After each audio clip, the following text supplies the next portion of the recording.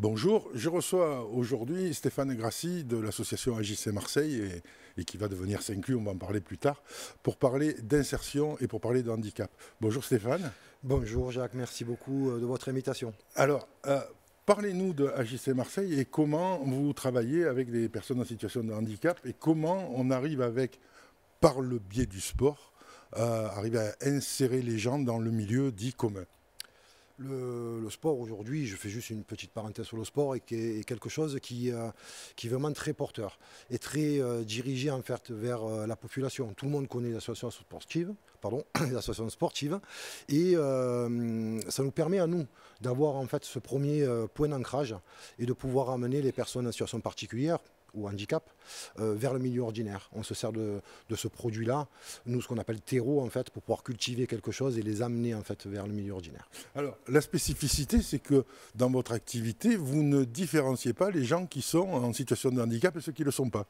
Exactement, le but du jeu de l'inclusion, puisqu'on parle d'inclusion, l'insertion est le premier niveau, l'inclusion est le dernier niveau. L'inclusion amène en fait les personnes en situation particulière de handicap, tout handicap confondu, à venir en fait avec des valides, ce qu'on appelle valides pour être très commun dans l'appellation, et on les met en fait dans cette situation-là. Le but est qu'ils se sentent comme chez eux, d'accord, et que les personnes en situation valide se sentent comme chez eux aussi. À partir de ce moment-là, on se retrouve dans un contexte qui est très ordinaire. Et c'est pour ça qu'on appelle milieu ordinaire, le fait de les retrouver dans ce milieu-là. Oui, on a gommé les différences et on a gommé les spécificités de chacun pour les mettre dans le même terreau, puisque c'est l'appellation. C'est le terme exactement, c'est le même terreau, et on arrive tous d'une situation en fait où on est tous en situation particulière quand on est, puis on y arrive aussi in fine avec l'âge, hein, puisque le handicap arrive aussi en étant senior. Que ce soit des maladies ou que ce soit en fait des situations handicapantes, et en fin de compte on se retrouve tous sur la même chose et sur le même piédestal en fait. Alors, comment vous arrivez à faire le lien entre l'activité sportive qui fait de l'insertion et qui met les graines dans le terreau pour aller dans l'entreprise et insérer les personnes en situation de handicap dans le monde du travail? Alors, on a commencé en fait vraiment sans avoir cette idée d'inclure les personnes en situation de handicap dans le milieu professionnel. Et c'est venu petit à petit, suite à des demandes en fait d'entreprises qui nous ont dit de promouvoir le handicap, de faire comprendre le handicap à leurs salariés. On s'est dit pourquoi pas aujourd'hui démarrer avec ce terreau qui est le sport et les amener petit à petit. Alors comment ça fonctionne? Tout d'abord, il passe en fait par un bureau, ce que l'on appelle le bureau en difficulté. Ce bureau-là établit un projet de vie. Ce projet de vie va déterminer en fait la difficulté de la personne et vers quel objectif il tend. Chacun doit en fait avoir et a un objectif personnel. Cet objectif personnel peut être une reprise du sport, simplement, une problématique en fait financière, une problématique administrative pour X raisons que ce soit, et une problématique professionnelle. Et là, aujourd'hui, on va s'attarder sur la problématique professionnelle. Donc, on y arrive tout doucement parce que des personnes en fait, qui travaillent se retrouvent en difficulté. On va prendre un exemple tout simple. Un divorce, quelque chose de très compliqué. Généralement, c'est la femme en fait, qui subit un petit peu de ce côté-là parce qu'un manque de travail en amont. Et elle se retrouve avec une difficulté, pas de permis de conduire, pas de voiture, etc. On ouvre cette épicerie solidaire dont on parlera un peu plus tard. Et à partir de là, on lui permet en fait de pouvoir acheter des denrées de première nécessité à des prix qui sont à 10% du prix d'achat. On fait ce premier lien, donc un aspect financier qui est très concret. De là, on prend l'aspect administratif, donc on ouvre des portes auprès en fait, des bailleurs sociaux, d'accord, des assistantes sociales, du département, de la ville de Marseille quelquefois, et on le lie. Une fois qu'on a lié ces deux volets, on lie en fait avec l'entreprise. La personne, on lui donne en fait une possibilité de pouvoir se déplacer en entreprise, de pouvoir établir un CV, de pouvoir en fait rencontrer des entrepreneurs dans notre réseau qui sont ouverts et qui vont leur permettre en fait de pouvoir commencer à réenclencher une vie sociale au travers de la profession qu'ils aimeraient exercer. De là, on les sécurise.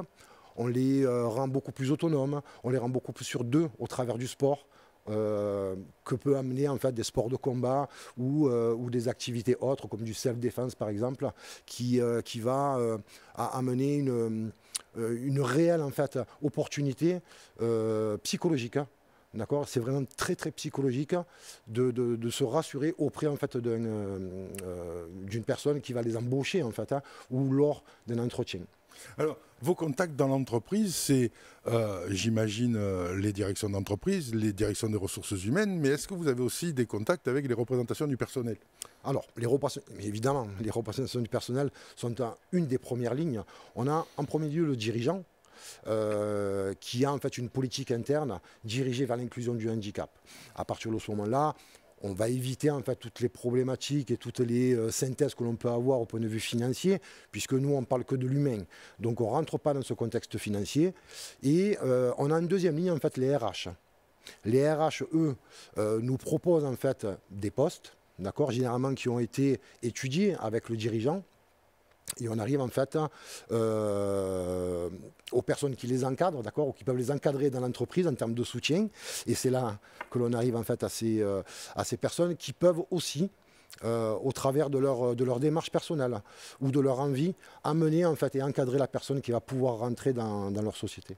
Oui, on est dans ce que j'avais déjà abordé dans une interview précédente avec une entreprise qui s'appelle Séquence Clé Production, qui est une entreprise adaptée. Donc là, vous ne travaillez pas forcément avec les entreprises adaptées, où on adapte l'entreprise aux salariés. C'est-à-dire que là, il y a une vraie volonté de la direction de l'entreprise, des RH et de la direction, de trouver chez quelqu'un un talent et d'adapter le talent à l'entreprise.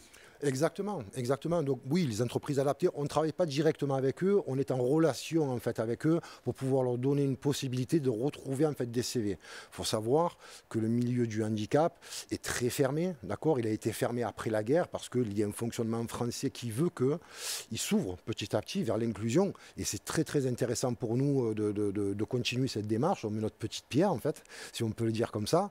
Et ces entreprises adaptées permettent de pouvoir accueillir très significativement, d'accord, puisqu'ils ont des taux en fait d'embauche qui sont nettement supérieurs aux entreprises lambda. Alors, il y a aussi, vous devez rencontrer des structures qui sont spécialisées dans la recherche d'emploi pour les personnes en situation de handicap. Celles-ci, en ce moment, ont du mal à trouver des gens alors qu'ils ont beaucoup d'offres. Est-ce que vous sentez un regard nouveau sur la volonté des entreprises d'insérer des personnes en situation de handicap, visibles ou invisibles, bien sûr? Oui, tout à fait. Juste pour le crochet de l'handicap invisible, aujourd'hui, il faut savoir que c'est 70 à 80% des personnes en situation de handicap qui sont un handicap invisible. Donc on va parler de maladies chroniques ou de maladies récurrentes. Ça, c'était pour le petit crochet qui est quand même important à énoncer parce que on ne s'en rend pas compte. D'accord, des personnes avec des problématiques cardiaques ont du mal aussi à trouver un emploi parce que leur bilan de santé se traduit et ça arrive automatiquement à l'employeur, que ce soit au tout début ou après. Pour revenir en fait à ce que vous évoquiez, c'est que Cap Emploi, puisqu'on parle aussi de Cap Emploi, d'accord, est quelque chose de très significatif. Je ne pense pas qu'ils aient de problème en fait. C'est que on en est toujours en fait sur ce niveau qui est très sectaire, malheureusement, où les personnes en situation de handicap sont dans des lieux en fait encore sectorisés, c'est-à-dire que le handicap mental est sectorisé, le handicap visuel est sectorisé, etc., etc.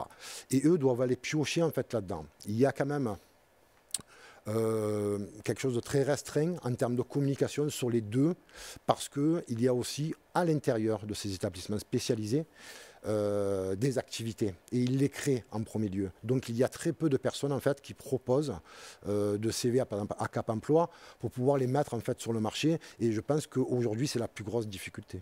Alors, pour certains handicaps visibles ou invisibles d'ailleurs, hein, parce que moi je prends toujours la caricature du paraplégique qui peut faire un très bon expert comptable ou un très bon comptable tout court pour peu qu'il puisse accéder à son bureau avec son fauteuil. Est-ce qu'il n'y a pas possibilité de dire qu'on ne doit pas mettre sur un CV qu'on a un handicap pour passer comme tout le monde, pour être traité comme les autres à égalité? Égalité professionnelle, ça veut dire on n'a pas à marquer une spécificité. De même qu'aujourd'hui, un DRH ne doit pas tenir compte de l'adresse d'un candidat, ne doit pas tenir compte du prénom d'un candidat. Est-ce qu'on est obligé de dire je suis en fauteuil roulant ou j'ai ce handicap pour être traité et être pris sur sa valeur, sur son talent et non pas être rejeté pour une spécificité, ou pris pour une spécificité d'ailleurs. Parce que la discrimination positive est une discrimination. Tout à fait. Mais on fait le parallèle là, avec le handicap social, hein, puisque tout à l'heure vous avez parlé de date, de lieu pardon, de résidence ou de photos, puisqu'aujourd'hui en fait on part d'un système très significatif de ne plus rouler la photo, de ne plus mettre en fait de photos. Il y a deux écoles en fait à cela.